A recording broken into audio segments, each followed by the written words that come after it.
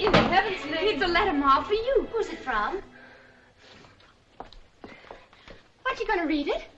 Well, your Pa and the boys will be in soon. We might as well wait. We'll just have to read it again when Pa gets here. Oh, please, Ma, it's for you. You've got it right. Aren't you dying to know what's in it? Seems to me you're the one that's dying.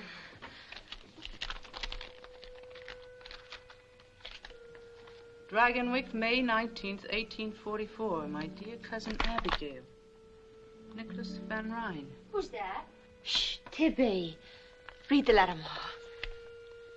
Though we have never met, we are related, as you doubtless know, through our mutual grandmother, Anna Chigansavant. My wife and I have decided to invite one of your daughters into our home for an extended visit.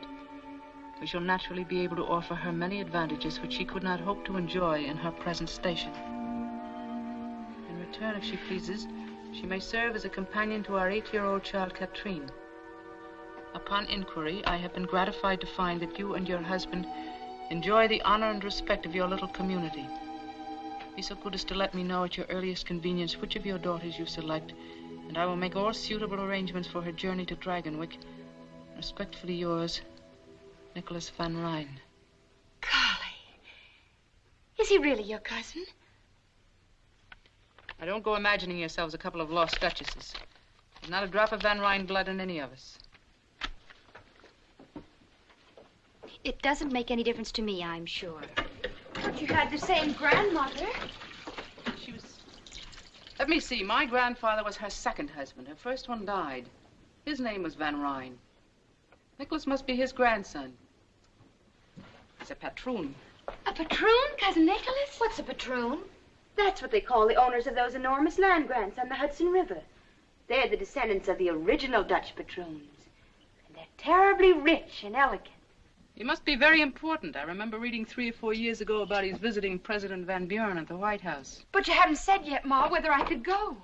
The subject hadn't come up yet that I know of. I think it unlikely that your pa will approve. He's more likely to if you do. And if we do decide to let one of you go, why not Tibby? Me? She wouldn't want to go. Would you, Tibby? I'm sure there isn't anything I want that I can't find right here. I'm not anxious to leave my home. That's not fair. You know I love you and Pa, all of you, in my home. It's just that, well, I try to be like everyone else and want what I'm supposed to want. But then I start thinking about people I've never known and places I've never been. Maybe if the letter hadn't come, I don't know. I must be loony. I was killing a hen for supper. You scour the drain board. No use mooning over it. Your pa'll do whatever he and the Lord think best. There's one thing you can be sure of. They'll both feel the same way about it. This day, O Lord, there has come to me a matter of some slight perplexity. Deliver us, we pray, from hankering after flesh pots, and deliver us from vanity and false pride. However thy will be done. Keep and preserve us through the night. Amen. Out, boys, get. Tom? Yes, Pa? You water the stock and look to Whiteface. She's freshening. Yes, Pa. Tibby, is Obadiah Brown likely to come mooning around again tonight? Oh, Pa, I'm sure I have no notion of his plans.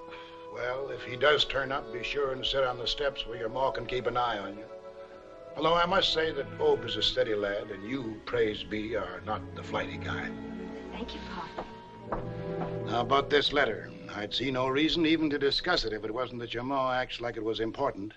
It is important, Ephraim. It might be a good thing for Randy to live for a while in a great house and learn something of the world outside this farm. I'd so like to go, Pa. Your opinion is of no consequence whatever, miss. You haven't the sense of a tomtit. You're past 18 pretty enough in time you got settled down with a man. I don't know what's the matter with you.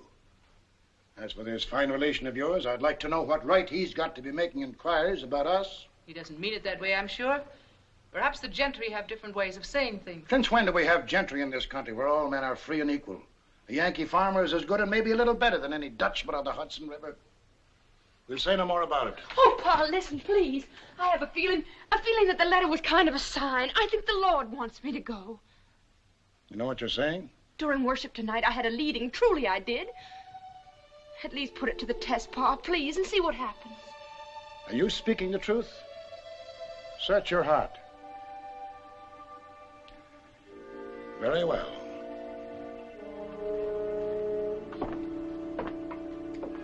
Close your eyes. Now open the book.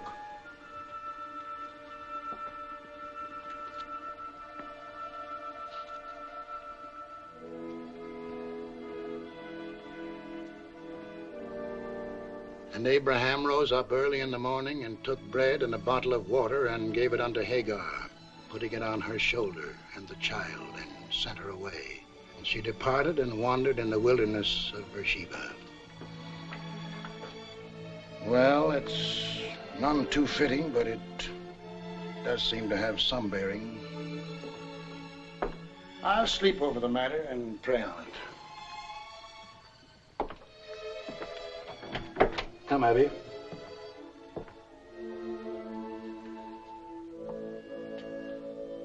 You know, this is the first time I've ever known the Lord to go back on your pa.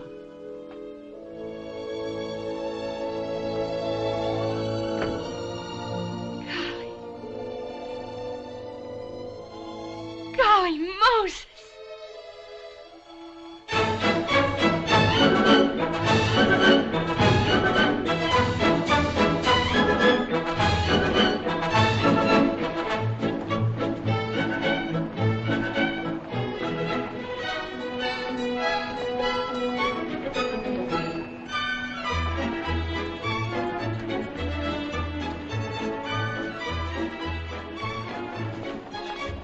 Says in his letter for us to meet him at the Astor House, and this is it. And a less fit place for God-fearing people to meet, I can't imagine. Come ahead.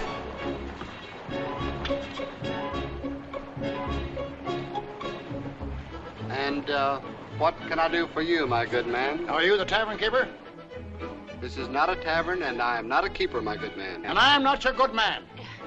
We were to meet a Mr. Nicholas Van Ryn. Perhaps you can tell Mr. us... Nicholas Van Ryn? But of course. You must be Mr. and Miss Wells. 1,000 pardons. How stupid of me not to have known it once.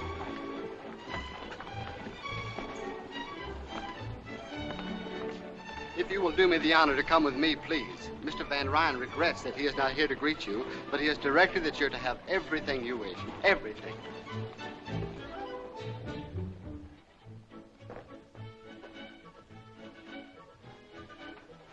What's all this?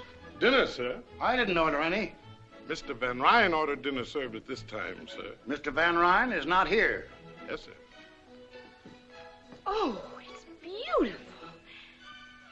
The food looks as if it had been painted. Wouldn't surprise me a bit. That's the strangest fruit. It's cold when I eat it and warm when I swallow. Let me taste that. I thought so. It's got spirits in it. Just a little bit, and it's so good. Even a little bit of evil cannot be good, Miranda. Don't be too impatient with me. You won't have to hear me preach to you much longer. It's not that I'm impatient, Pa, really. But after Mr. Van Ryn went to all this trouble... It's no trouble to be wasteful, and there's something peculiar about a man who orders supper someplace when he's someplace else. How did he know what I wanted to eat? But there's everything here you could possibly want. Everything is what no man should ever want. Yes, Pa. We won't be alone much longer, Miranda. I want you to read with me.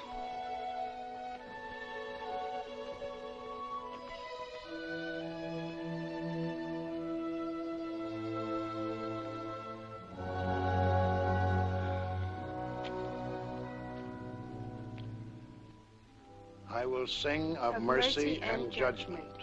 Unto thee, O Lord, will I sing. I will walk within my house with a perfect heart.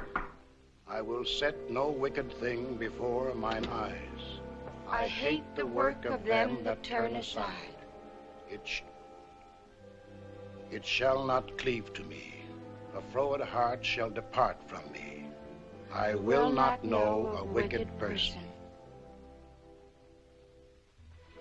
More coffee, Cousin Miranda? No, thank you. You, sir? No, thanks. The music is very nice. I understand they've opened the dining terrace for public dancing. It would be fun to watch. I don't know what made me think you'd be a much older man, Mr. Van Ryn. You've mentioned my age several times now, sir. Does it affect your confidence in me? Alexander the Great, when he was younger than I, had conquered most of the world. Maybe if he'd been a little older, he'd have conquered all of it, or maybe he'd have had the good sense not to try in the first place. Aristotle was his teacher, Mr. Wells, but I'm sure he put things less clearly than you.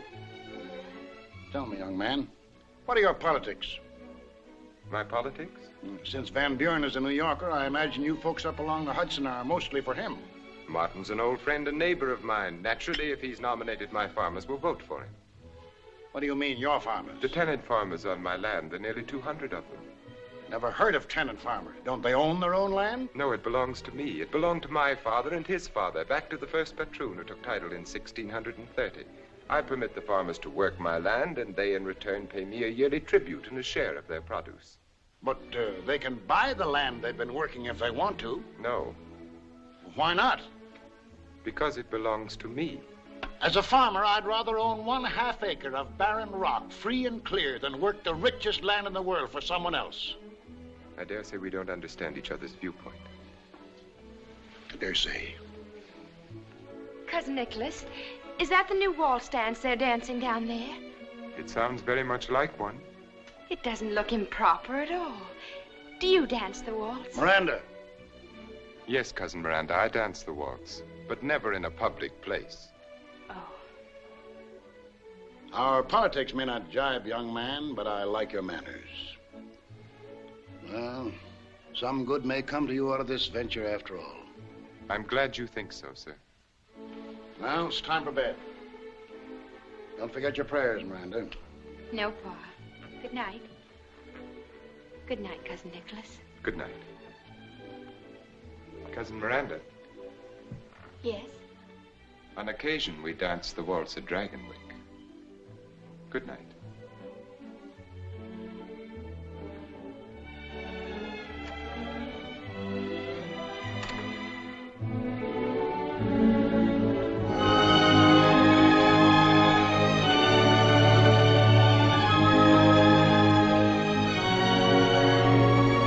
Agatha, there's Dragonwyck. I can see it. Dragonwyck, where? Over there.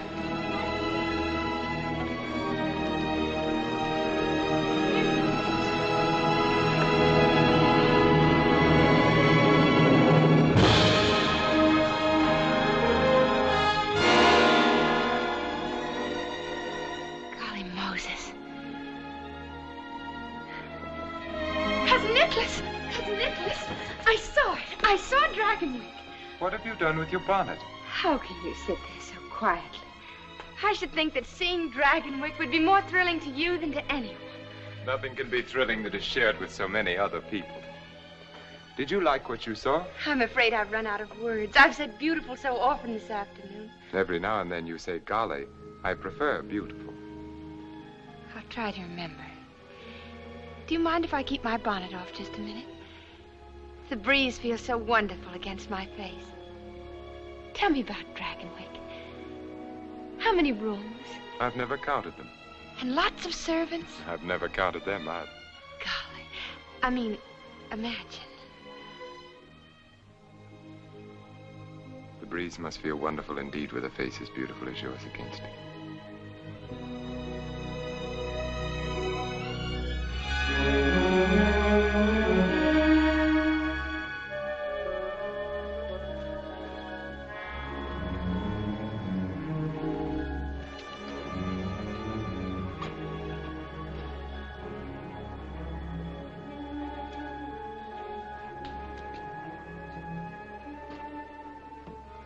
Welcome home, Mynheer Van Ryn. Thank you, Magda. This is Miss Wells. Magda is our housekeeper. How do you do? I assume Mrs. Van Ryn is at dinner. Yes, Mynheer, and you'll be pleased at how well she's looking. Not that Madam isn't always a picture. See that Katrine comes to the dining hall. Will you come this way, Cousin Miranda? Don't you think I'd better go to my room first? I must look hardly presentable. To my wife, promptness at meals is the highest human virtue.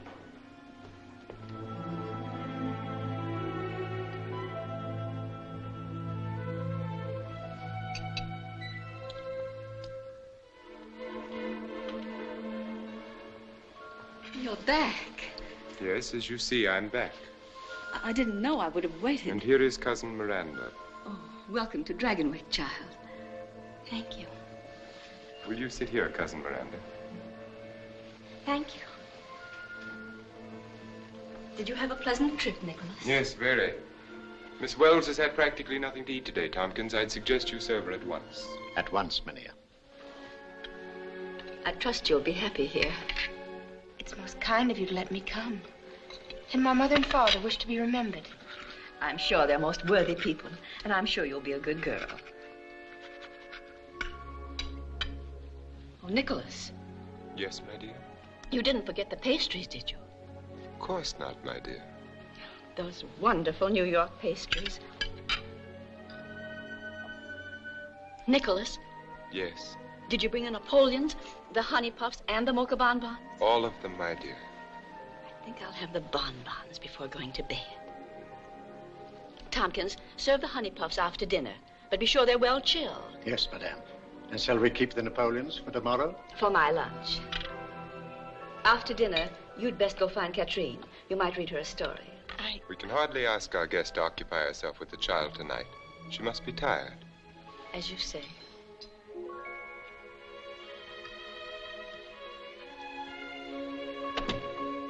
Oh, there you are, Pet. Don't shuffle your feet when you walk. And you're a naughty girl to stay away so much. I never can keep track of you. Have you had your dinner? Yes, Mama. This is your cousin Miranda, Katrine. Hello, Katrine. It would be courteous to return her greeting, don't you think? Katrine and I are going to have a lot of fun together. Aren't we? Yes, Cousin Miranda. May I go now, Mama? Oh, I suppose so.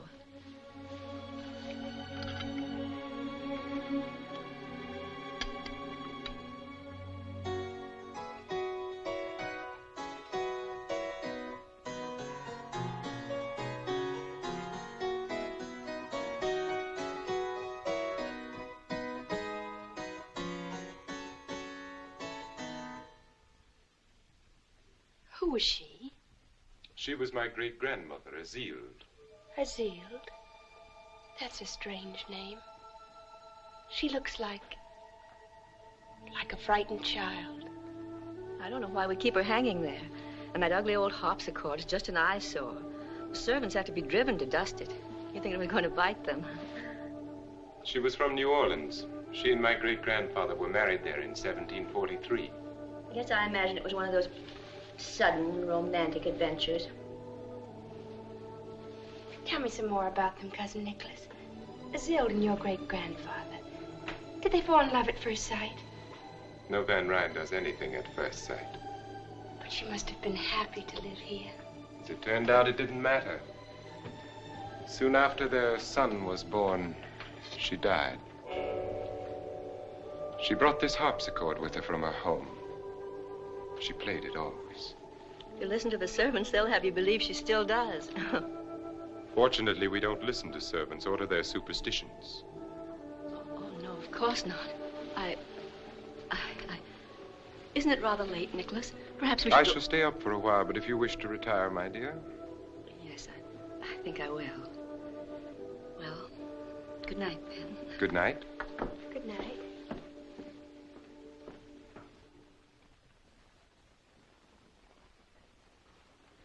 I think I have some new music that will please you more than Van Beethoven, Cousin Miranda. You can sing as I play. Oh, no, really. Of course you can. The lyrics are printed on the sheet.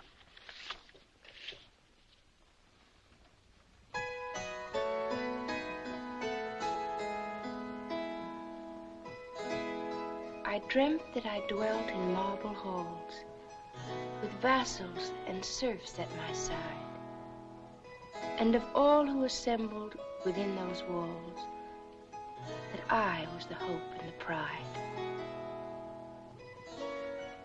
I had riches too great to count, could boast of a high ancestral name, but I also dreamt, which pleased me most, that you love me still the same. That you love me still the same.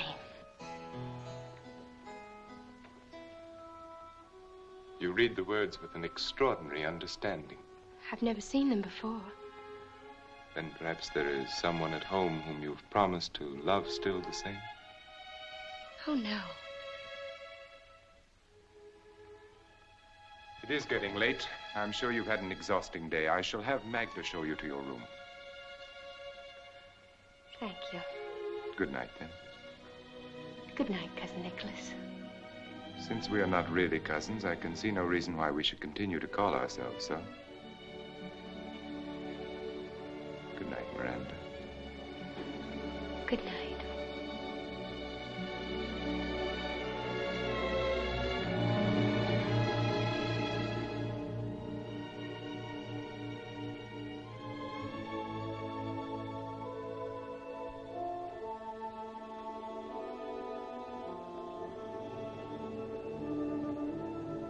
Have you had a pleasant evening, miss?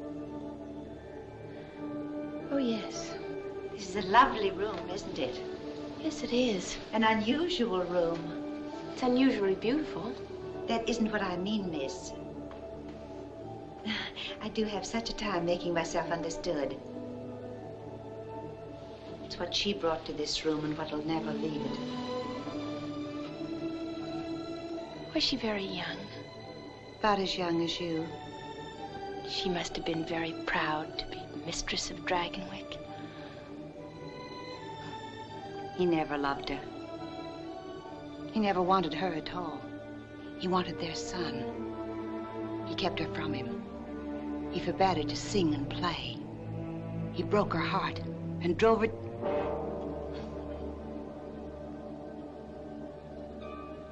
She prayed for disaster to come to the Van Ryns. And she swore that when it came, she'd always be here to sing and play. She killed herself in this room.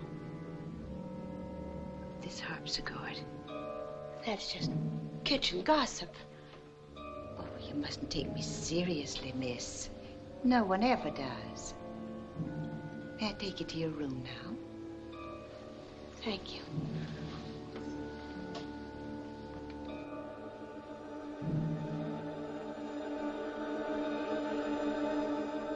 Of course, I've never heard Azile play myself. They say in the kitchen I never shall. Even when she plays, I should say if she plays. You won't either because you've got no Van Ryn blood. But he'll hear her, and Katrine.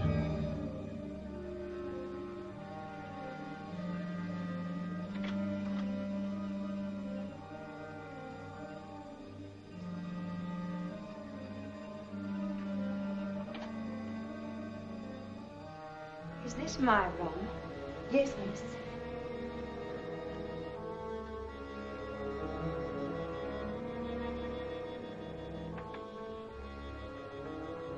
Will there be anything else you need, miss?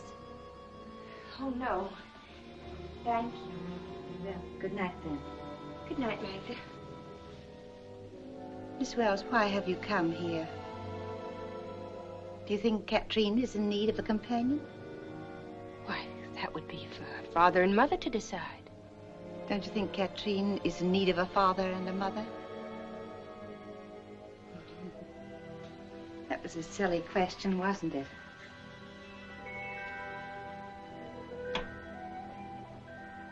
You like it here? Of course I do. Of course you do. You like being waited on. I could see tonight it was the first time.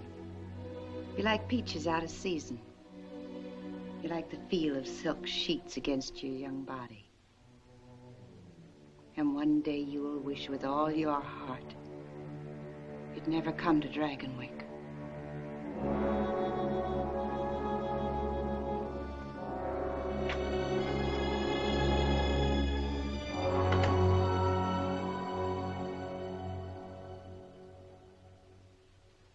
I keep getting my S's backwards. It's very simple once you get the hang of it. Up, and then a hook, and then a swing to the left, and there you are. Mm-hmm. That's right. But Pa's kind of like a teacher to you, isn't he? He's been very kind and helpful to me. What's he like? Your father? Yes. Is he nice? But of course he is. Don't you think so? Does he like me? Katrine, what a strange thing to say. Your father and mother both love you very much. Did they tell you that? Why, it's understood. They love you just the way you love them. But I don't love them.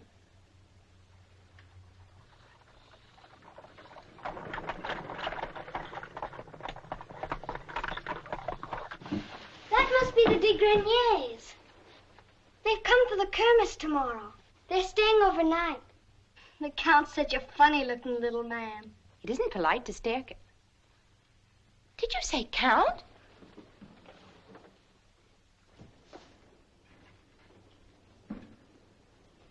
So that's what a count looks like. So do barons and dukes.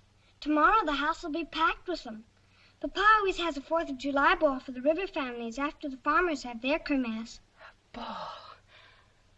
You'll have a wonderful time. And you can wear the ball dress Papa had sent from New York. But I won't know anyone to talk to or to dance with. Oh, everyone will want to dance with you, Miranda. Golly, I hope so.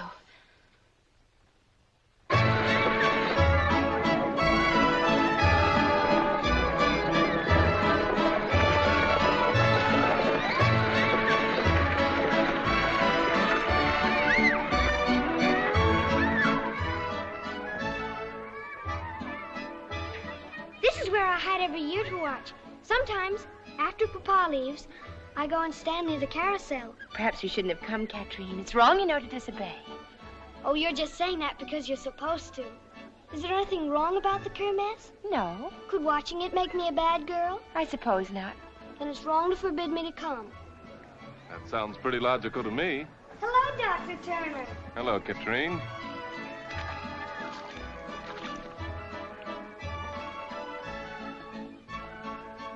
Oh, this is Miranda. Wells. How do you do, Miss Wells? How do you do? Papa sent for her all the way from Connecticut to be my companion. She's a kind of a very distant cousin, but she's nice. I had no idea that the Van Ryns ever honored Connecticut. We're not really cousins, but Mr. Van Ryn was kind enough to invite me to Dragonwyck. Whereabouts in Connecticut? Near Greenwich. But that's all farm country. Sheep and potatoes, mostly. You seem so startled, Doctor. Haven't you ever met anyone who came off a farm? Not anyone who came off a farm to live at Dragonwyck. It seems like an odd place for you girls to watch the Kermesse. You'd have much more fun over there. But we're really not supposed to be here. We're hiding so Papa doesn't see us. Katrine had her heart set on it. You know how children are about such things. Why, you wanted to see the Kermesse even more than I did. Don't worry, I'll keep your secret. Papa will never know from me about either of you. May I have the honor of seeing you again, Miss Wells? Why, yes, if you like. I would like, and soon. If you're sure it won't be too unpleasant for you. Unpleasant? Well, you see, the patroon and I don't get along very well. In fact, the first thing I've ever known us to agree on is bringing you here. I think that was a fine idea. Well, happy Independence Day. Bye. Oh, I like him so much. I wish he could be my doctor, too, instead of just the farmer's. Why doesn't he like your father? Because Papa doesn't like him either. Why not? Papa never says why not. Oh, here they come!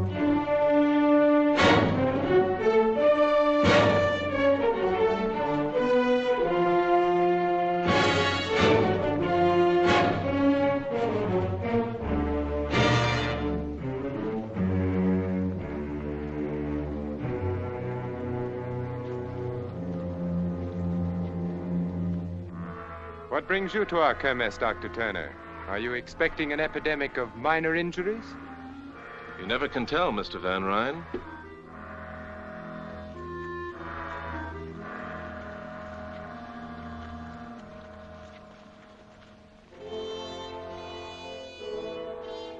This chair came from Holland with the first patroon. It represents, among other things, over 200 years of extreme discomfort. The patroon is ready. The first man will come forward, bringing with him rent and tribute. Klaas Bleeker, Hill Farm. Rent, winter wheat, and... You've brought nothing with you, Klaas? No. Perhaps your crops were poor. My crops were all right. Take your hat off when you speak to the patroon. I'm a free American citizen. I take my hat off to no man. What you do with your hat is your own concern. Are you ready to pay your rent? No. Nor will you ever again get so much as a grain of wheat from me. It is your purpose, then, to farm my lands and enjoy the privileges I allow you without making any return. Your lands? Did you hear that? His lands!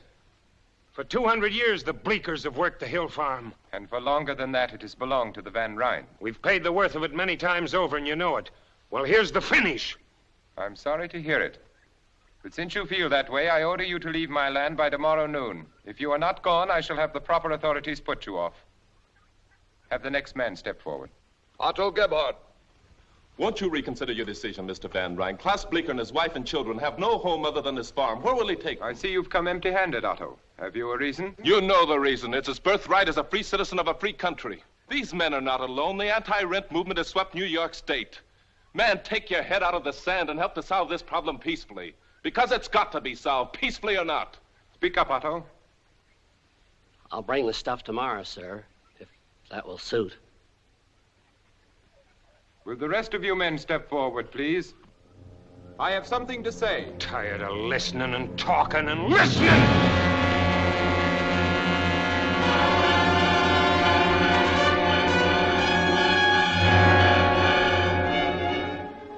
Klaas just lost his head, that's all. He doesn't mean violence any more than the rest of us. I hope you'll overlook this. I suppose I must regard what you did as an effort to save my life, Dr. Turner. And whether or not I regard you as a meddling trespasser, I suppose I must thank you. You've got the facts wrong. The way I see it, you're the trespasser. Also, saving your life wasn't what I had in mind. If Klaas had killed you, it would have done these men infinitely more harm than you could ever do alive.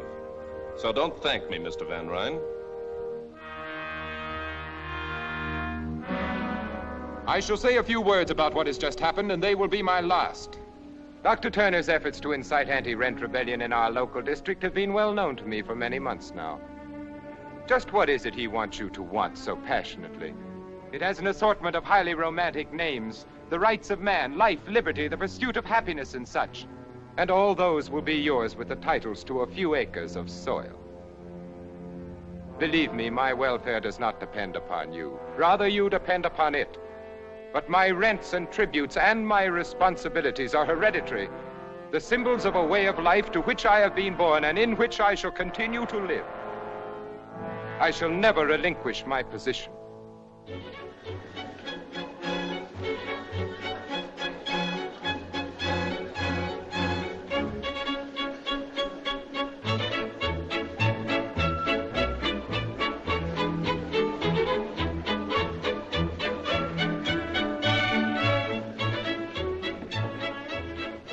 I beg your pardon, mademoiselle. But are you not Miss Wells, the companion to little Catherine? Yes, I am. I have not had the honor. Will you permit me to present myself? Henri, racontez-leur le discours de M. Van Ryn ce matin. Le discours? Oui. Lequel discours? Certainement, donnez-lui Non, pas du tout, pas du tout. Oui, il y a eu un Je n'ai jamais vu un homme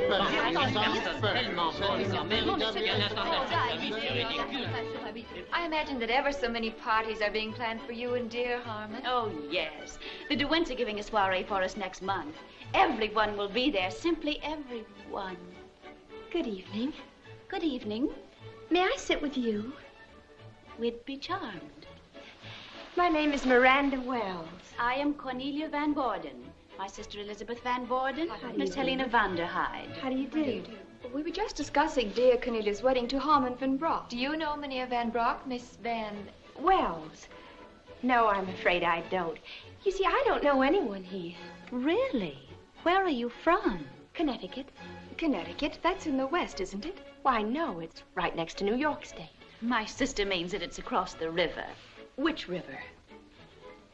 The Hudson, of course. You see, Miss Van Wells. Just Wells. There are other rivers, you know. Do you know a city in Connecticut called Greenwich? Oh, yes, very well. I live there. It's also called Horseneck. Horseneck? What an incredible name. It seems ever so much more polite to say Greenwich. Well, it's mostly the farmers that keep calling it Horseneck. Tell me, Miss Van Wells, just plain Wells, how is dear Victoria Schermerhorn? Victoria Schermerhorn? You know Victoria Schermerhorn, of course. I know of Victoria Schermerhorn, but I'm afraid I've never met Victoria Schermerhorn. But you live in Greenwich. Well, you see, I don't live in Greenwich. My father owns a little farm just outside. Your father is a farmer. Who is his patroon? There aren't any patroons in Connecticut. Why not? Because there just aren't any. I think that's very odd. I don't. I think my father would rather own half an acre of barren rock in his own name than work the richest land in the world for somebody else. You're raising your voice, Miss Van Wells. It's just plain Wells. And I'll raise my voice if I like. What makes you think you're so much better than I am? We never said we were. The thought seems to have originated with you. And what's more, I never even heard of Victoria Schermerhorn.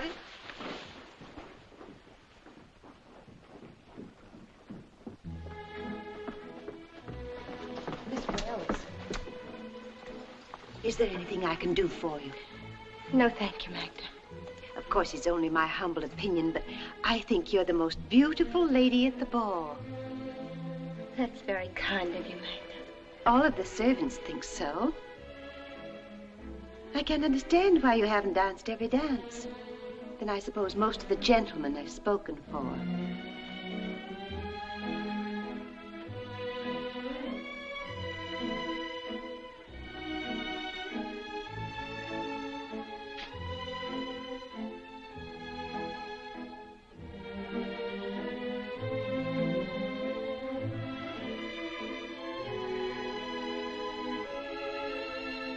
Miranda, Good evening. are you enjoying the kermesse of the upper classes? Very interesting to watch. As if I were visiting a different world. And I suppose everyone has commented on your gown and how beautiful you look. Not everyone. Do you like it, Nicholas? Very much. And do you think I'm beautiful? The most beautiful lady at the ball? Yes, I do. Thank you. I'm very grateful. You haven't answered my question. Are you enjoying the ball? I said it was very interesting to watch. That's not an answer. Well, then, no. Why not? You know that answer as well as I. Because my name is just plain Wells, and I'm off a farm, and I don't speak French, and I don't belong. That's nonsense. Of course you do. I'm as good as any of them. Better. But it's the wrong river. I'm not from the top of the Hudson. I'm from the Connecticut river bottom. Oh, I've made such a fool of myself. Dance with me, Miranda. I can't go back in. It'll be all over the place by now. They'll laugh at me. I doubt that very much. But you don't know. I know that you'll be with me, and that if anyone laughs, we'll laugh. Dance with me. I'm afraid. You must never be afraid of anything with me, Miranda.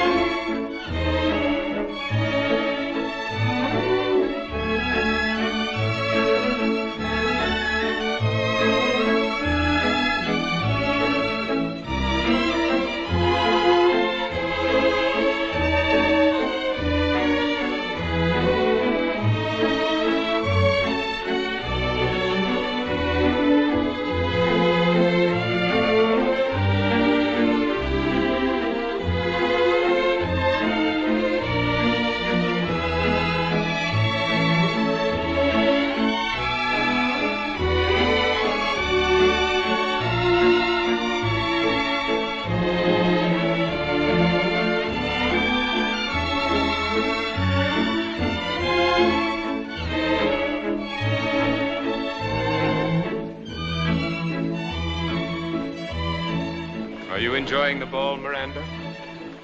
Well, aren't you going to answer my question? I can only think of one thing to say, and you won't like it. Say it anyway.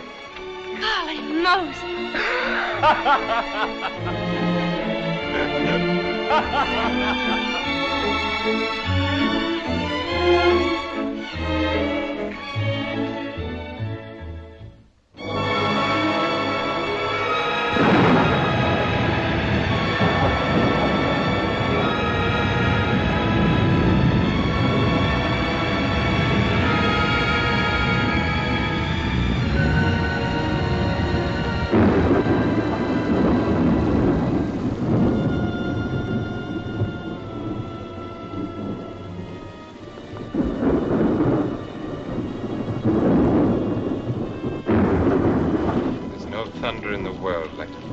Catskills. The lightning seems to set the mountains on fire and they roar back. That's all very romantic, I'm sure, but it doesn't help my cold. It's never been this bad. It seems no different from your usual winter attack. But we've always closed the manor in the winter and gone to New York. Now I'm sick. If I must be here, why can't I even have Dr. Hamilton to look after me? The storm lets up and the roads are passable. The storm lets up. They never stop in these dreary Catskills. Come in. What do you want? Mynheer Van Ryn asked this be brought to you.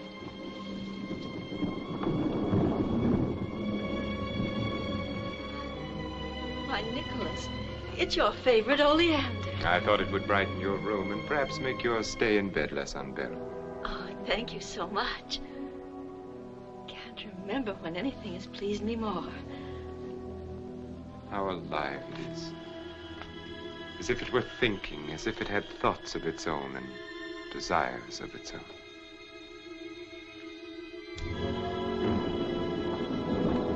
I know how greatly you treasure it, and I'm all the happier that you thought to bring it to me. And I'm happy that you're happy, my dear. Now I'm sure that you'll want to rest. Nicholas. Yes? You're going to your tower room again, aren't you? Yes, why? The servants must think it's strange that you spend so much time up there. And I find it strange that you should think about what they think. What could you possibly do up there? Possibly. Anything from pinning butterflies to hiding an insane twin brother. Actually, I read. I hope that my explanation satisfies you. I'm sick. Haven't you even let Dr. Hamilton know? Your happiness at the Oleander seems to have faded pretty quickly.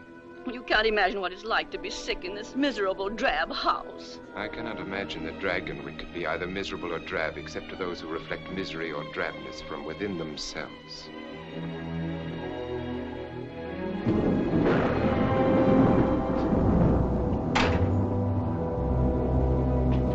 Mynheer Van Ryn. What is it, Magda? Is Dr. Turner? No one is sent for a doctor. Turner, what does he want?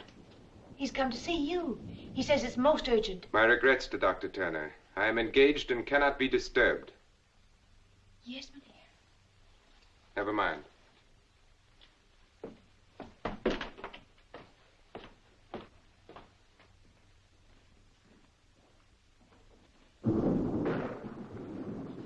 Sorry to intrude like this, Mr. Van Ryn, but it's most important.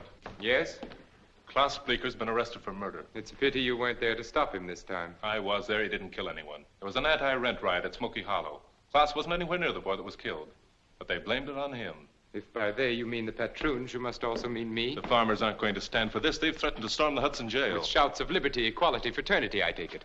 Just what is it you want me to do, Doctor? Help my enemy to defeat me? I want your assurance that Klaus Bleeker will have a fair and just trial. Let me make my position clear, Dr. Turner. Whether Klaus Bleeker lives or dies is of no more concern to me than my life was to him. Or you. That seems to be perfectly clear. Good evening. Good evening.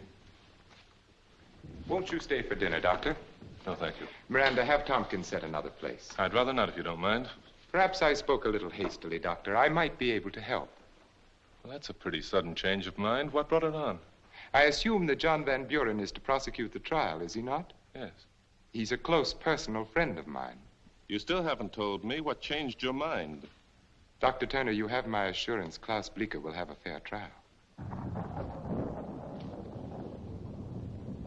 Now you might do something for me. Mrs. Van Ryn has a severe cold. Will you help her if you can? Yes, certainly. I'll show you to her room.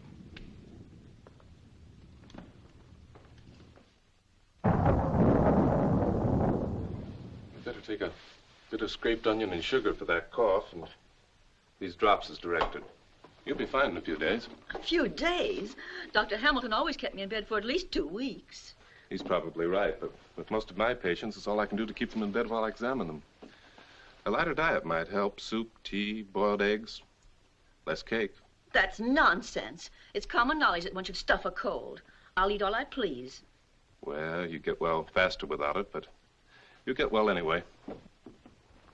What a beautiful oleander. I'm relieved to know you find so little cause for alarm, Doctor. It's just a head cold. Do you think you could find your way down alone? If you and Miranda will wait dinner for me, I'll visit a while longer with Mrs. Van Ryn. Yes, of course. Good night.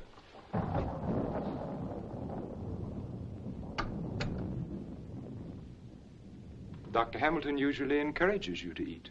But then, of course, he has the tolerance of experience and age. Turner is young and relentless. You told him you wanted to stay and visit with me for a while. What did you mean by that? Precisely what I said. Just to stay and be with me? Oh, Nicholas, you confuse me so.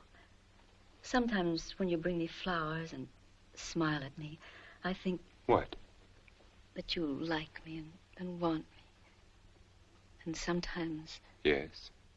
I feel that you hate me and would like me to die. Nicholas. Yes? Do you think... Could we go away together? Away? Alone, just the two of us. When I'm well again.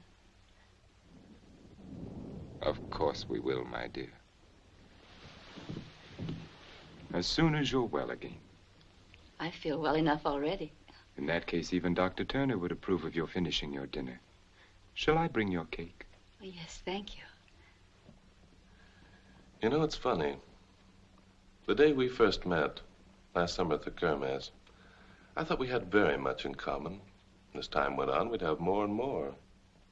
But the way it worked out, frankly, right now, I don't think you have the slightest idea what to talk to me about. It's funny, isn't it? Would you care for some sherry wine, Doctor? No, thank you. I believe I'll have a glass. Forgive me, please. We fell to reminiscing, and it wasn't until Magda came in that I remembered you were waiting. We shall dine at once. Of course, Doctor, you're not to think of starting back on a night like this. You'll stay over. No, really, I We'll have... consider your objections overruled and the matter settled.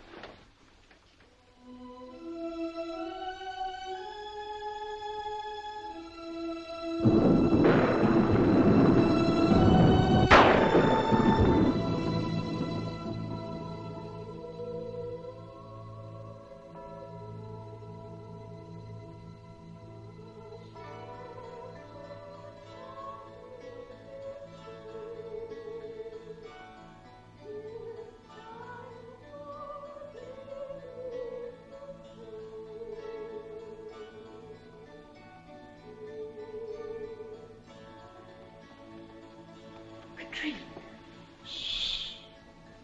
Why aren't you asleep? Because I don't want to sleep. It's so beautiful. What is? Don't you hear it? It woke me up. Such a pretty song from down there. You've been dreaming. It's a lady. She's singing and playing the harpsichord. Katrine.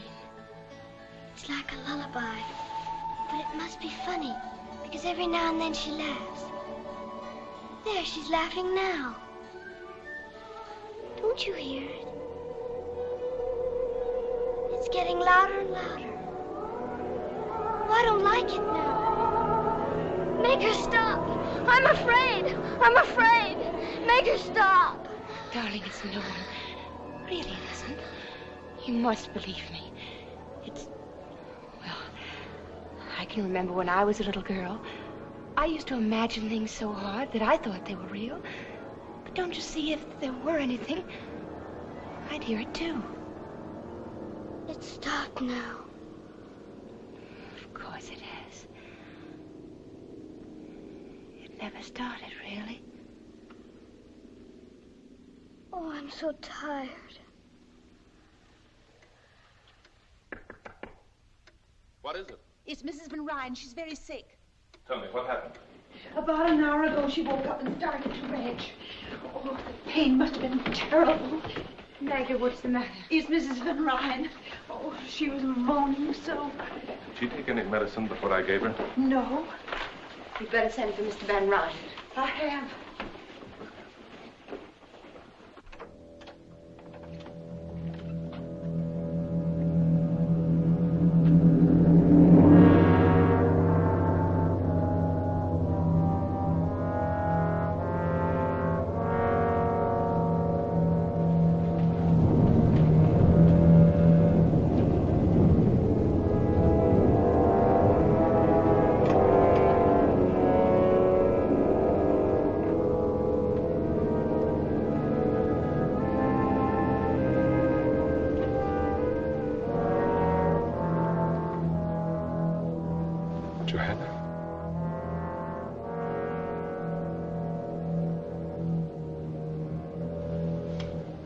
Turner.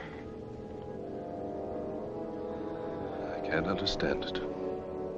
It doesn't make sense. Are you sure she took nothing but those drops I left? Not while I was with her, sir. Except for Magda, no one was with her but me. I gave her some cake. Acute gastritis. It's possible, but I don't believe it. Is it also possible that she may have been more ill than you imagined when you examined her, Doctor? Yes, that's always a possibility, I'm afraid.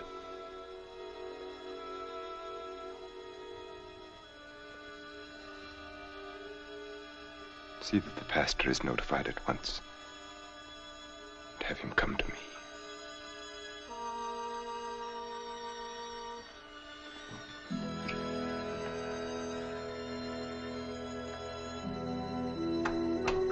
She's smiling.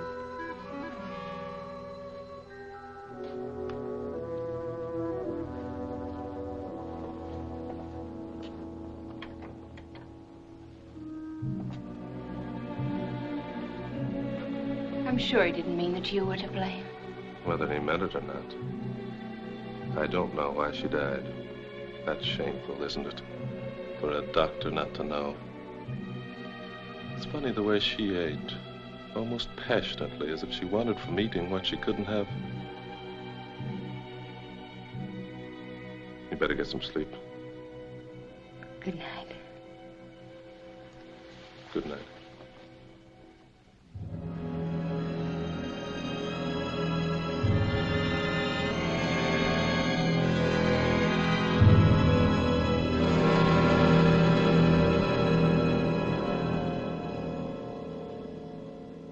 I remember how the chapel bell rang on the day Johanna and I were married. Tonight it is soft and sad, but then it was loud and ugly, and my head ached with the noise. Johanna laughed and said it was a heavenly bell that would ring for us until death. We were never happy, but our life together was tolerable until Katrine was born. And then we knew that Johanna could have no more children, that I was to have no son, that there were to be no more Van Ryns after me, that I was to be the last. I wish I knew something that I could say that would help you. I want to so much. Do you, Miranda? At an unhappy time like this, it must be difficult, I know, to think of anything else. But what has happened was beyond human control, Nicholas. You must have faith. In God, I intend to. I must not feel that my life is finished, and I won't. As long as you are with me.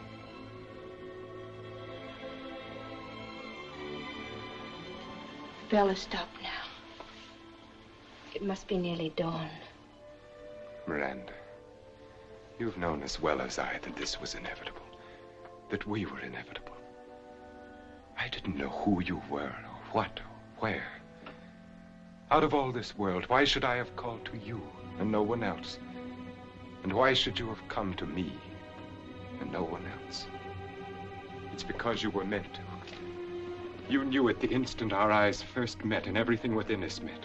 And you know it now. You have no right to say that, to talk like this, please. You couldn't help yourself any more than I. Am I right? Tell me that I'm wrong. Forgive me then, if you can. I had no right to speak as I did, and you have every reason to be angry with me. But I had to say it. There was no way for me not to. And no one but you to hear it. Good night, Miranda.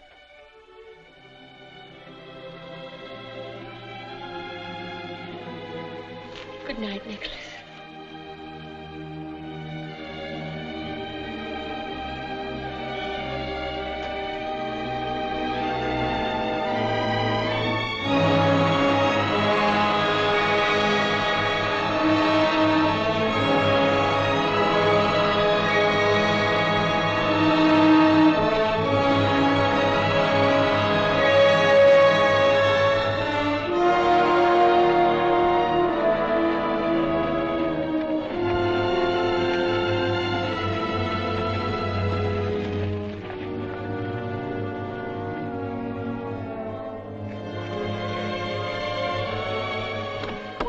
I just heard the news that you're going away. Why, Jeff Turner, I never thought you'd go to all this trouble to say goodbye. That's just it. I don't want to say goodbye to you. But, Jeff, I'm going home. Well, that isn't what I mean. I think it's fine that you're going back to your folks. What I mean is, Greenwich isn't so very far away after all, is it? I know, Jeff, it isn't. And I was thinking that maybe I could come there and visit you in a month or so. Of course, Jeff, whenever you're passing through. Would next week be too soon? Well, I know our relationship hasn't been exactly... Well, I've teased you mostly and sometimes made you angry, but I've always thought that in time I could show you how I really felt. And that maybe... Miranda, you understand what I'm getting at, don't you? Yes, I think I do. I'd like to think that in time... Jeff, I said in time.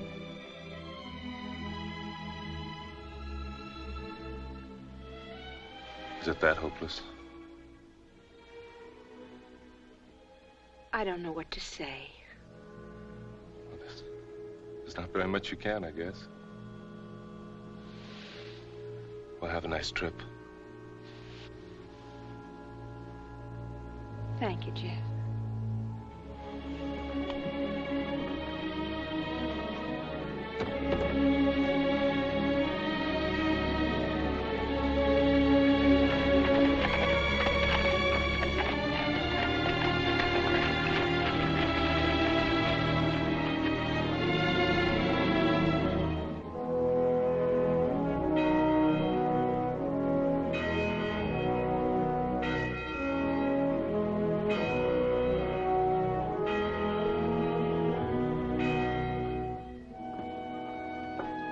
Tom, see that Nat and Seth get to the pump before they come in the house.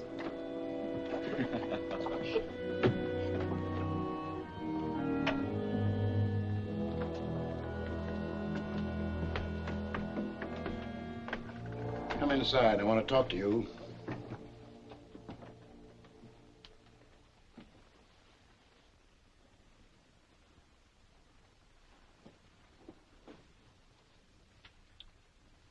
Close that door and come over here and sit down.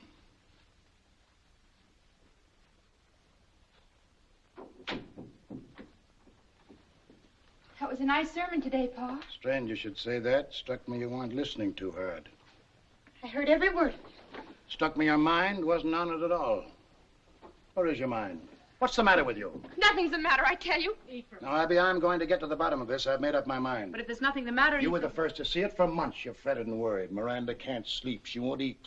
She can't smile anymore. Talk to her, Ephraim. All right. I'm talking. Since the day you drove in here in that fancy rig, you've been no more one of us than if you'd never come home at all. Ephraim, please. You hung your fancy outfits in the closets and you acted like you never took them off. You won't sleep and you won't eat because your home's not fine enough.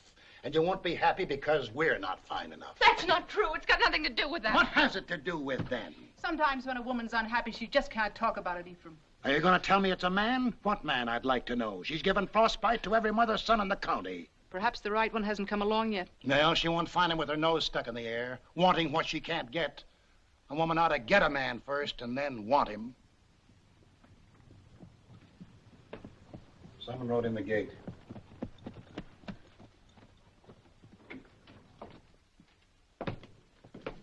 Here's a message for Ephraim Wells, Esquire, from Weed's Tavern in Greenwich. Who's it from? I don't know, but I can tell you how to find out. Read it.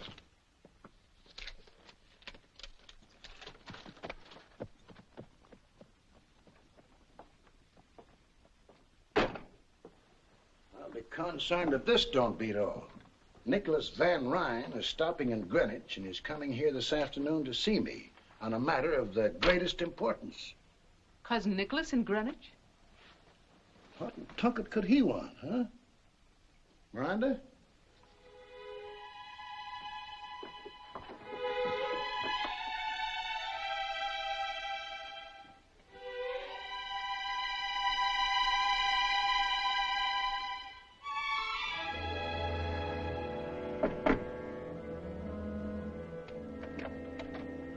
Mr. Wells, how do you do? Nicholas.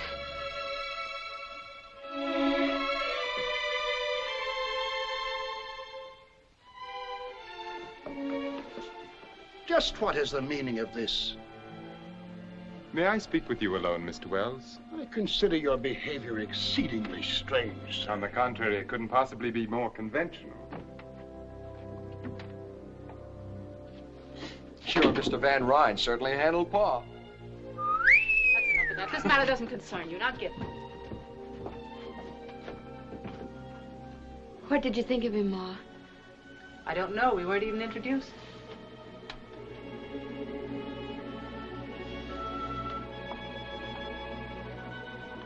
That was just in the excitement of the moment. He's such a perfect gentleman. He'd never be impolite to you. I'm sure he has fine manners. He's come to ask Pa. He wants to marry me. I know. How do you know? Ever since you've been home, you've never brought his name up once. A woman's apt to be that quiet about a man she loves. Besides, you've ironed that dress every week now for 2 months. Miranda, child. Yes, Ma. You love him very much. Of course I do. Are you sure? Why do you ask that? It's just... Maybe I shouldn't have let you go. Maybe Dragonwyck should have stayed something to read about and dream about. My dreams came true, Ma. Can't you see? Ever since I was a little girl and built a castle in an apple tree. But you can't marry a dream, Miranda. What about him? Do you love him? But it's all Nicholas. Nicholas is all of it.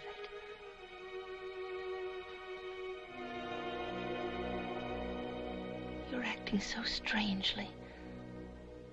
Almost as if you were afraid. Miranda, Abigail, come on in here.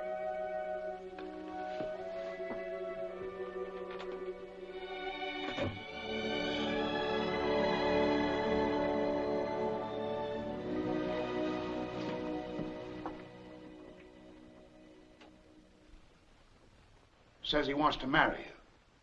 Says you know all about it. Yes, Pa. Have you considered that your mother and I might object? I have already pointed out to your father at some length that there are no valid objections. And I've already pointed out to you, sir, that I'll make up my own mind. What do you think, Abby? I don't think thinking has anything to do with it anymore, Ephraim. It's something that is, and we must make the best of it. I want to apologize for my rudeness when I entered your house. My only excuse is that I saw nothing and wanted to see nothing but Miranda at that moment. I can understand that, Mr. Van Ryn. You're forgiven. Thank you. I think you should know that I have already called at your parsonage and engaged the Reverend Clark to be here tomorrow afternoon at 3 o'clock. Tomorrow? It's indecent. It's too soon. I want my girl married in a church like a good Christian. I'll have no hole-and-corner wedding here. She has nothing ready, no wedding gown. For once, we will let the ceremony outshine the costume. Whatever dress Miranda wears will be forever cherished as her wedding gown. Got a lot of pretty words. Too many for me. Miranda, you got plenty at stake here. You'd better say something. I'll do whatever Nicholas thinks best. So be it. Amen, Mr. Wells. And now I must return to Greenwich. Miranda, will you walk with me to my carriage? Until tomorrow, then. Goodbye.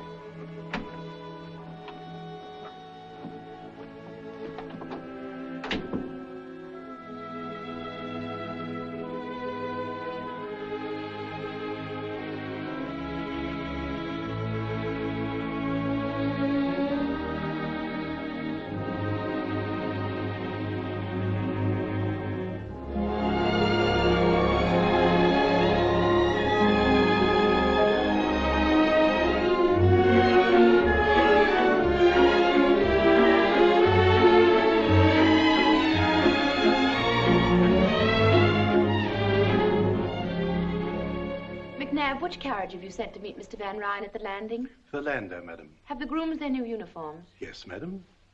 Here are the menus for the week. Thank you, madam. And Mrs. McNabb, I've just written Miss Katrine that we found her doll. Please be sure that it's packed carefully. I wouldn't want anything to happen to it. Certainly, madam.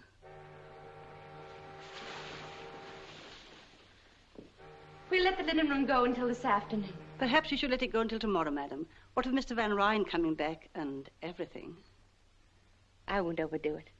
And remember, not a word to Mr. Van Ryn about everything. I want to be the one to tell him. Of course, madam.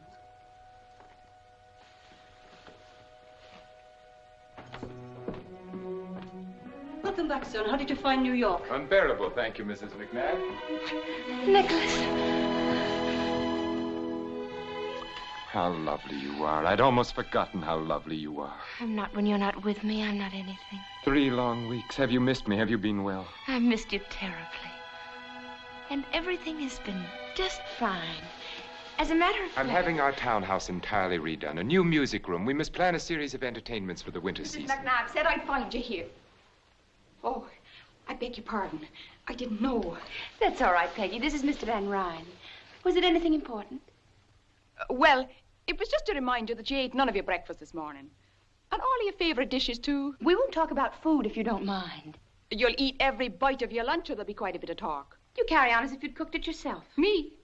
I couldn't cook the bottom of a pan. But she managed to burn my best India muslin negligee. That I did, sir. The ironing is worse than the cooking. And she ruined it completely when she tried to sew it together again. True. Me sewing is even more horrible than me ironing. What would I be wanting with the likes of a greenhorn like you? Can you tell me? That I can't. But you'll eat your lunch just the same. And what was that strange little creature? That was Peggy. Peggy O'Malley. I assumed it had a name. What was it doing here? I've engaged her as my personal maid. Your maid, that untidy little cripple? She's not untidy, and her leg's no fault of hers. She's had a miserable life. It's the strangest recommendation I've ever heard. She's bright and willing and good to me, and Nicholas, I want her as my maid. I shall have McNabb give her some extra money and a good character. It's so little to ask. Please, Nicholas. Deformed bodies depress me. Perhaps I can divert your attention with this. I brought it for you from Mr. Tiffany's new shop. How dare you say that? How dare I? You speak as if her crippled leg were a weakness on her part rather than merely God's will. We'll agree then it is God's will. Now perhaps we can discuss your plans for the Kermesse ball. Are they progressing nicely? Madame Duclos swore to me that your gown will be finished and delivered to you in time. She needn't overwork herself. It's very likely I won't need it at all. What do you mean? The Van Borden sent their regrets yesterday. Their regrets? A previous engagement or some illness in the family. I forget what excuse they used. I see. That makes the 8th refusal in 4 days. It's only because of me. Because you married me. Miranda. You are Mrs. Nicholas Van Ryn. You will be with me wherever I am always. Luncheon is served. Thank you, McNabb. Nicholas. Yes? Sometimes I think that we... That we what? I think about that night. The night she died.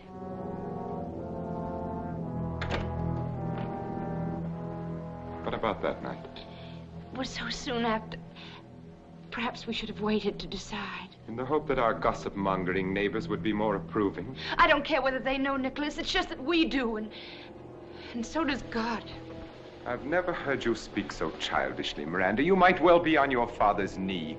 Do you believe there is a God who spends eternity snooping on human behavior and punishing all violators of the pastor's latest sermon? That's not what I mean at all. What do you mean? Well, I believe that God has put a sense of right and wrong within all of us. And that when we do wrong, no matter if no one else knows, we do. And you've remembered that ever since your Sunday school days, haven't you? That's a good girl. Now let us enjoy our lunch. Nicholas, you do believe in God. I believe in myself, and I am answerable to myself. I will not live according to printed mottos like the directions on a medicine bottle.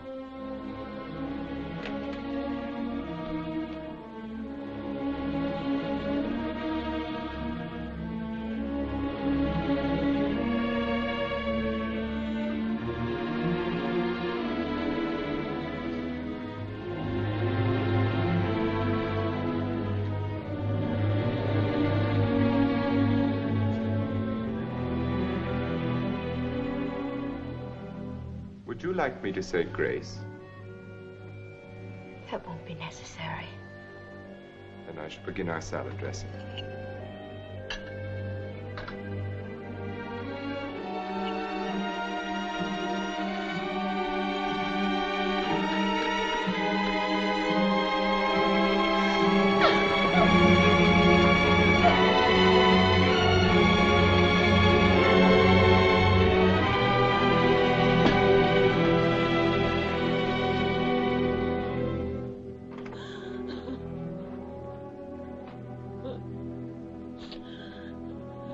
Possible excuse can you have for humiliating me like that? Miranda, what is the matter with you? I believe in God. It is your privilege. I have no intention. And so will my child believe in him. Miranda. And I will pray to God to make him healthy and strong and happy. Miranda, is it true? Yes, are you glad? And now may I have Peggy as a reward, if nothing else? Have I done something to please you at last?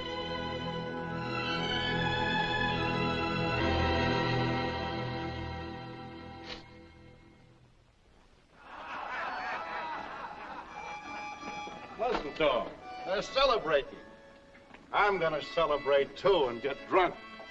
John Young's our new governor, and the farmers of New York State have got a right to celebrate and get drunk. Hand me up my ancestral chair.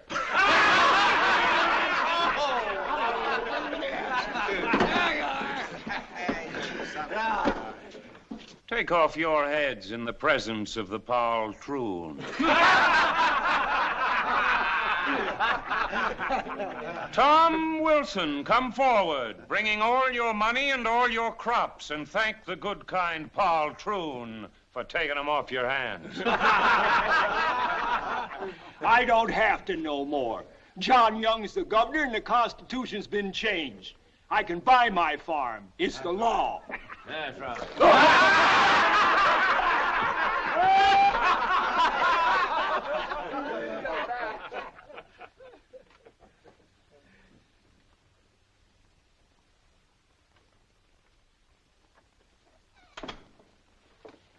Dr. Turner, will you come with me at once to Dragonwyck? We need you urgently.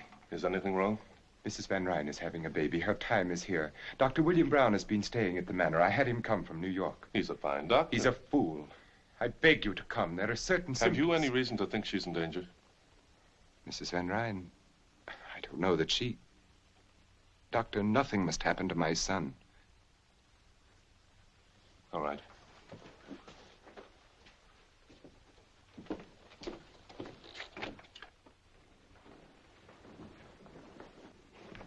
She's been took bad, and they won't let me near her. Please, let me go to her.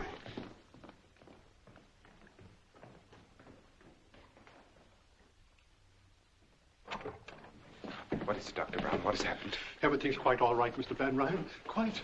Are you certain? I assure you. Dr. Turner, I want you to take every precaution. Mr. Van Ryn, would you and the nurse step out while I consult with Dr. Brown? I can see no reason Your presence here can only be upsetting to you and to us.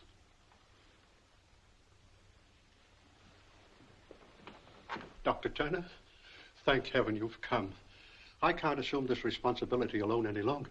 The man's a maniac. I think he'd kill me if anything went wrong. Nonsense. My dear fellow, you just don't know. When I tried to resign from the case and return to New York, he had me locked in my room. He watches me all the time through those icy eyes of his. Sometimes I think he's mesmerizing me. Have you been giving her laudanum? Yes. As far as he is concerned, everything's quite normal. There is an irregularity in the child's heartbeat. But as you know, it's sometimes hard to catch through the stethoscope. Yes, it often is. I think I'll wait until she wakes a little before I examine her. In the meantime, Doctor, why don't you get some rest? If you'll take over for a little while, my room is just down the corridor. I will call you if you need it. And don't worry. Thank you, Doctor. Thank you.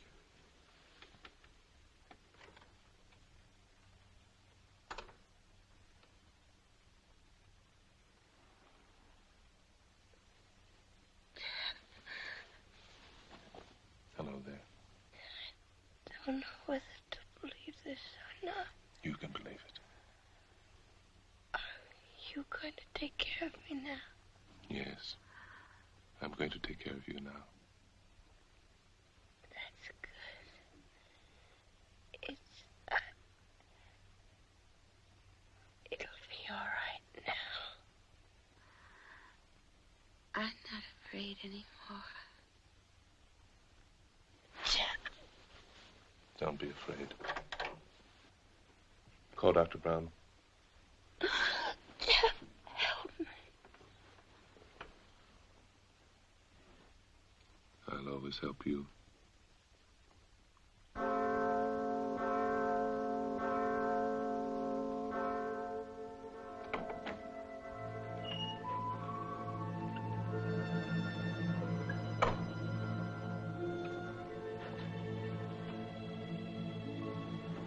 Mr. Van Ryn, there's something you must know. Your son is not well. I can't tell you how sorry I am, but at least your wife has come through beautifully, and in time there's no reason why you can't have other babies. My son is entirely well, Dr. Turner.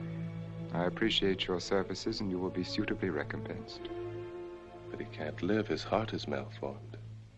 It's a miracle he wasn't stillborn. It's nobody's fault. Nothing could have prevented it. It's just a tragic accident. You will find a carriage waiting to take you to your home. You just won't face facts, will you?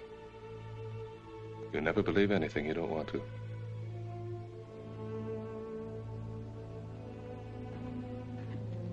And there is no reason for you to see Mrs. Van Ryn again. Good day, Doc.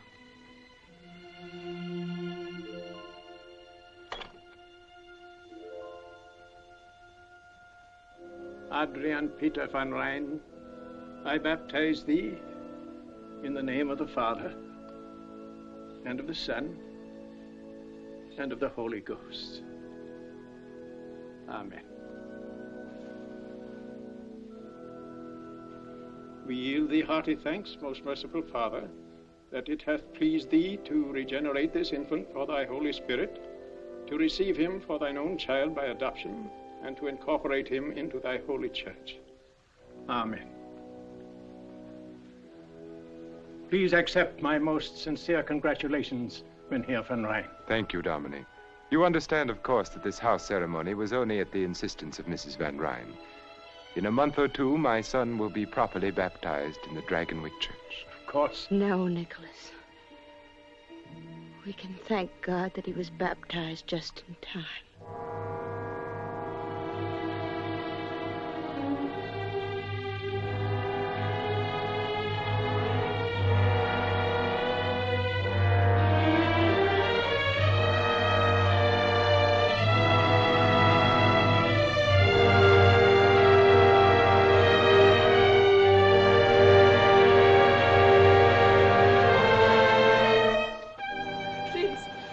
Now, please. You loathsome little cripple. Why should you have been permitted to live and not my son?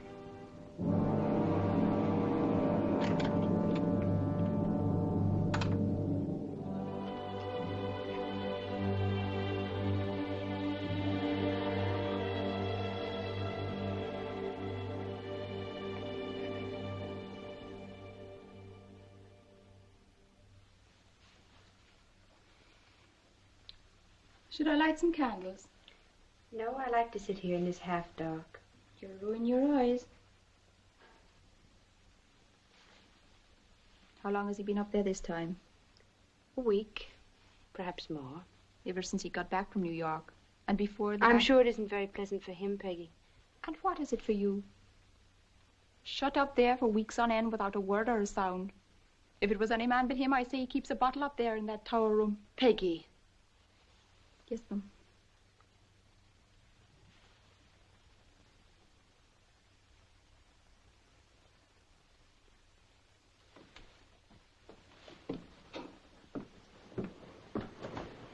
I'm going with you. Don't be silly. I'll not let you go up there alone. That's enough of that. Please don't. I'm afraid.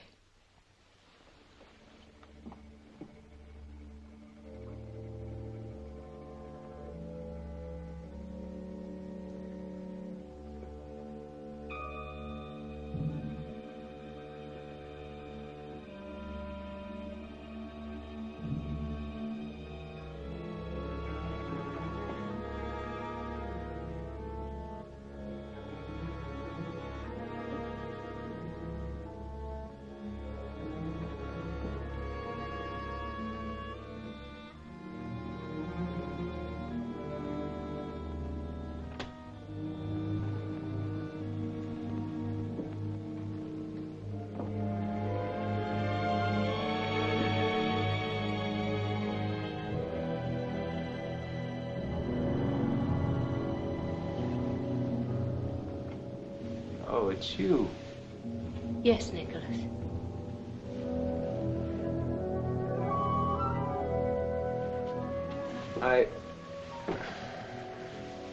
This is an unlooked-for pleasure. I wasn't expecting you. Frankly, I'd almost succeeded in forgetting you. Don't be frightened. I'm not frightened. I'm sure you're not.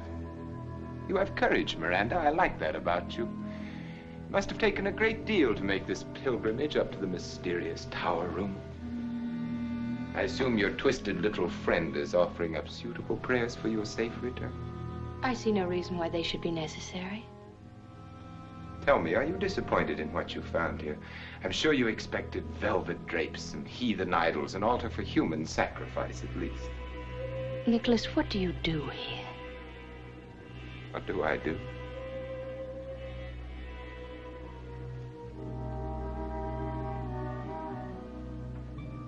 I live. I'm sure you mean a great deal by that, but it isn't very clear to me. Didn't expect you to understand. How could you? Don't be offended. By ordinary standards, you're quite intelligent. But I will not live by ordinary standards. I will not run with the pack. I will not be chained into a routine of living which is the same for others. I will not look to the ground and move on the ground with the rest. Not so long as there are those mountain tops and clouds, limitless space.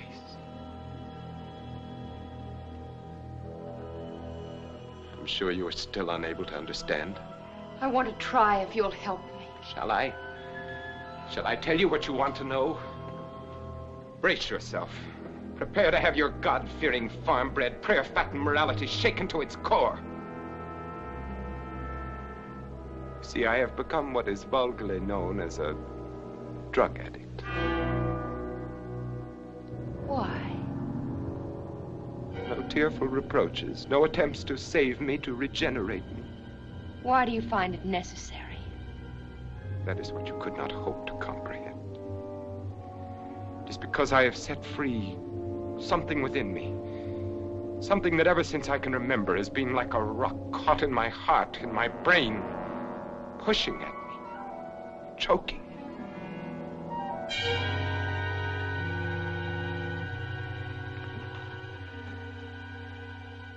I know you better than you think. Perhaps I have underestimated your intelligence. No, it's pretty ordinary and farm-bred. I couldn't follow everything you said, but I think it's pretty simple. You're just plain running away. Is it as simple as that? I've seen farmers with their crops ruined and their cattle dead, and most of them just go to work. But some of them blame their troubles on God and get drunk forget, to run away and hide. That's what you're doing, Nicholas.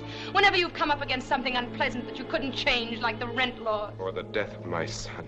Our son. Get out of here. Nicholas, let me help you. I don't need to be helped. Help me, then. Please don't shut me out like this. Let me be unhappy with you and happy again. Let me be part of you. Let me love you and love me, too.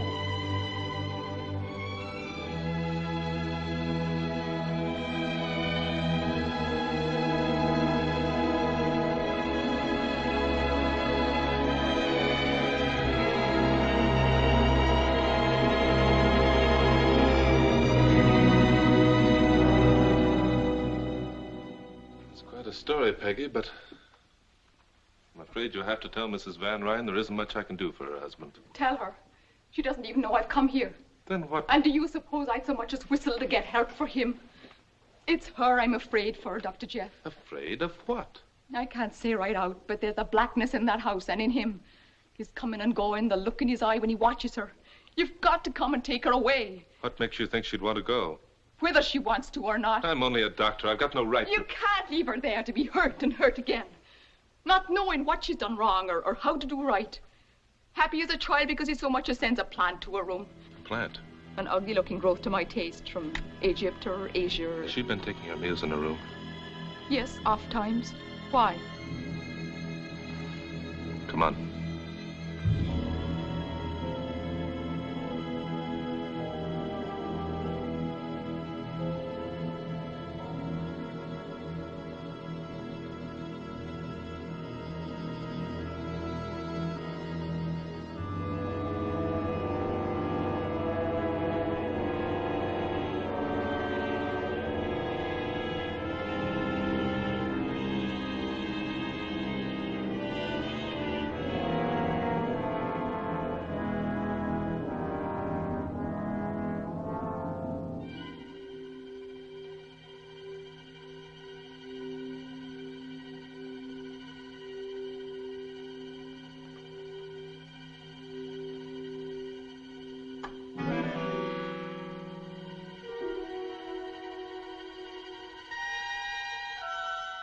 Please don't stop on my account. Your father wouldn't have. I remember how he continued to read so doggedly. Ephraim Wells took his religion without flinching, the way a strong man should. Nicholas, what do you want? I appreciate the warmth of your greeting. Quick happiness in your face at my appearance, your pleasure at my company. Why have you come here? Inasmuch as this is my house, must I explain my presence in it? Of course not. Forgive me, I'm so tired. I'm sure you are. This has been a trying time for you. And yet, strangely enough, your tribulations seem to have become you. I cannot remember you more beautiful than you are now. And your beauty amazes me as much now as always. Your strength, the earthiness of your peasant stock, and more, your grace, your unexpected look of quality. It would be a pity if we were not to have another. If you were barren. That's a matter of the Lord's will. Yes, the Lord. I'd forgotten. The Lord who giveth life and also takes it away. Why did he take my son's life? I have no way of knowing that. It could not have been without purpose. No one gives life, takes it without purpose. Why do you suppose you are here, Miranda? By the Lord's will or by mine? What you are is the reflection of what I wanted you to be. You live the life that I gave you.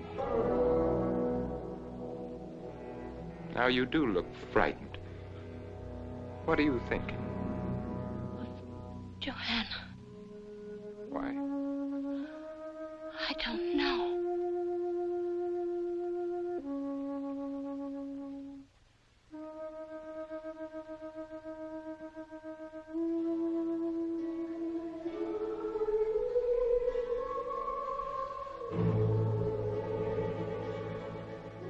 Do you hear it? What? Nothing. Wind through the trees. There is no wind. There is. A creaking board somewhere. It's not important. It's stopped now. But I didn't hear anything. Neither did I. Yes, you do. It's from the Red Room. The harpsichord is ill. Stop it. Then Katrine did hear her that night when Joanna... And you must have heard it, too. And you must have been listening the night our little son... I never believed it, really. But now I do.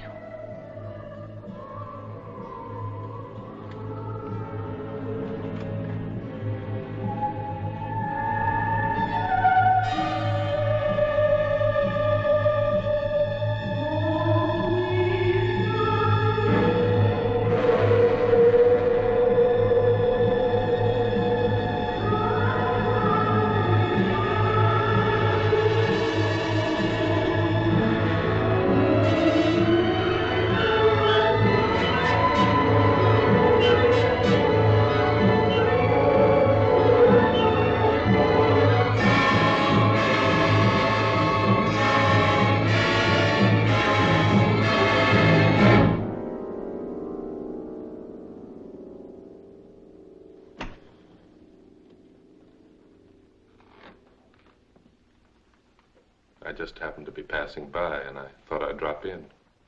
Passing by. I see. Summoned in the best heroic tradition by the faithful little cripple. And have you an army of farmers equipped with pitchforks lurking in the garden? No. That fight's all over, and you lost it. But Peggy seemed worried about you, so Do I look as if I needed medical aid rushed to me in the dead of the night? You can hardly expect a diagnosis from me based upon your appearance alone. It's good to know you have become more careful in your diagnoses, Doctor. I can recall when you were less thorough. I've improved a lot since then. There was much room for improvement. May I be frank? You're not a very good doctor, Dr. Turner. There are too many things you should know that you don't. I still insist I've improved.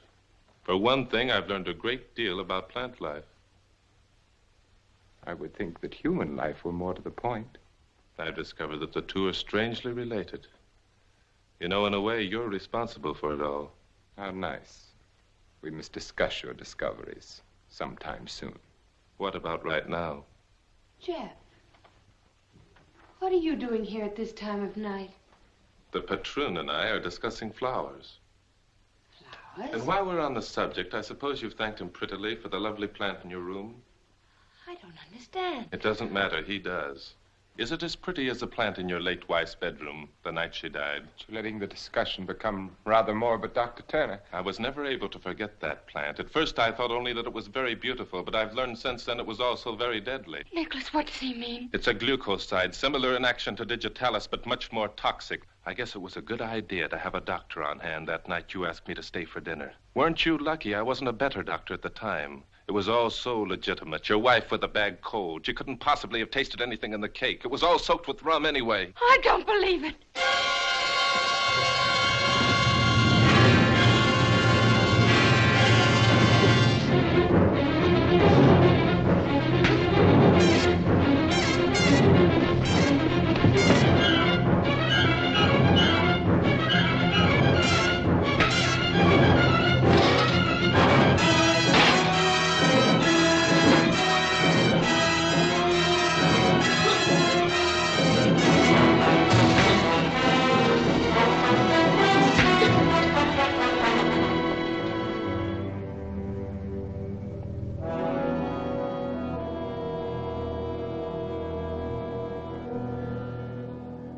Miranda, you better come with us.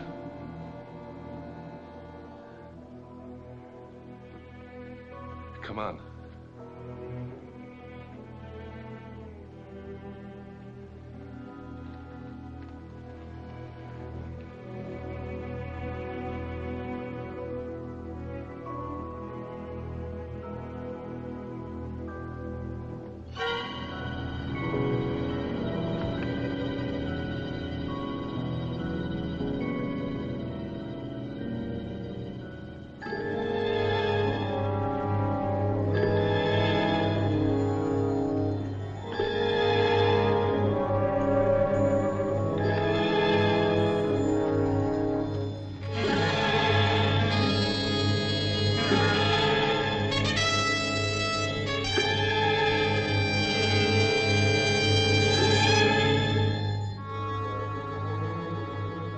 Tom Wilson, Jeb Ribbling, Gebhardt, Brown, Berger. Come forward, all of you. I have something to say to you.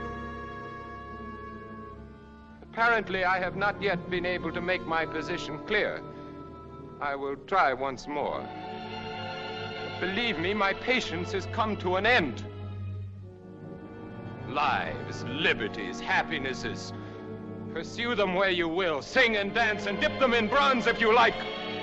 But you will not destroy Dragonwyck. You will not take away from me what has been mine for more than 200 years. No babbling idiot of a governor will make laws that have to do with my manor, with the manor that my son... that my son will inherit.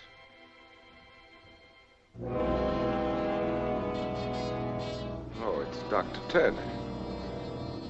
What are you doing here? You're not wanted. You're trespassing.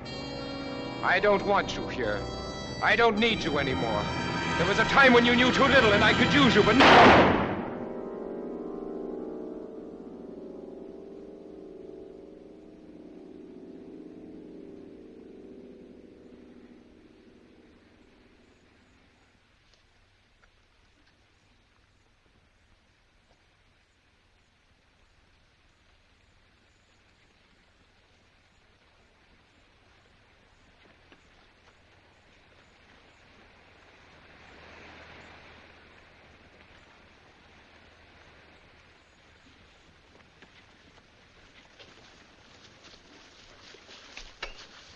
If you don't mind, Mr. Van Ryn, I'd have to ask you to come along with us. Mayor Curtis, isn't it? Yes, sir. I do mind very much. I have no intention of going anywhere with anyone. This is not a request, Van Ryn. You're being ordered to come along. You're under arrest. I will not be ordered to do anything by anyone.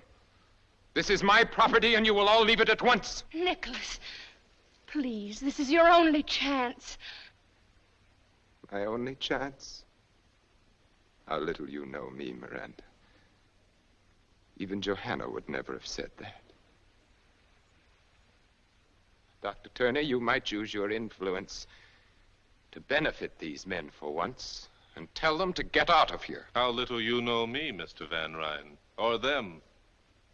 You don't believe I'd shoot? Yes, I believe you. Have it your way, then.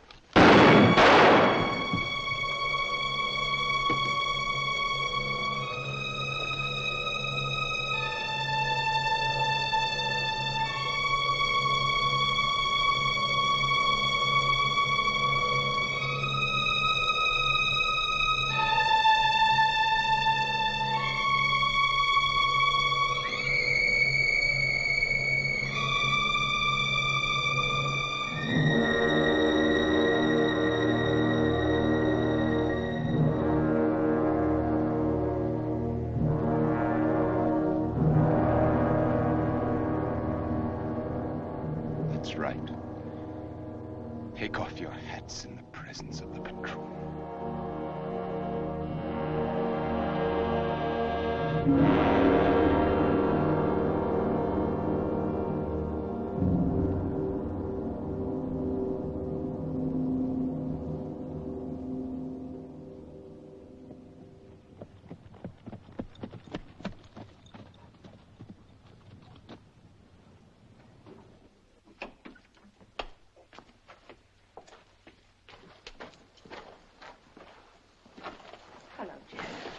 I thought if you didn't mind, I'd ride alongside to the boat landing.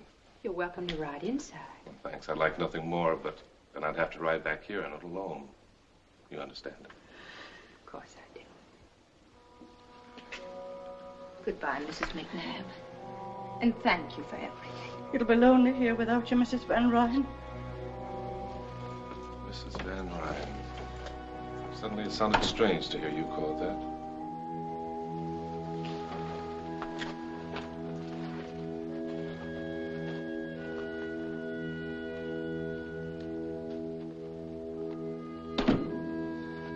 Is that all you're taking with you? It's all I brought with me. From home. Except a black dress. The way you just said home. As if you never had any other. Have I ever? You answer that. You know, Ma once said she felt she shouldn't have let me come to Dragonwyck. That she was afraid. You couldn't marry a dream, she said. Do you dream much, Jeff? Sometimes. Some dreams are very real, I guess. So real that they get confused with reality. And then when you wake up and look around, you find yourself saying, what am I doing here? How did I get here? What is this to do with what I am and what I want? Then I guess you make up your mind you've had a nightmare. And you go crawling to your Ma and Pa. So it's back to Greenwich now, Miranda. With never another thought of anything here. Well, Greenwich isn't so far away after all. Perhaps you'll be passing through sometime, Jeff.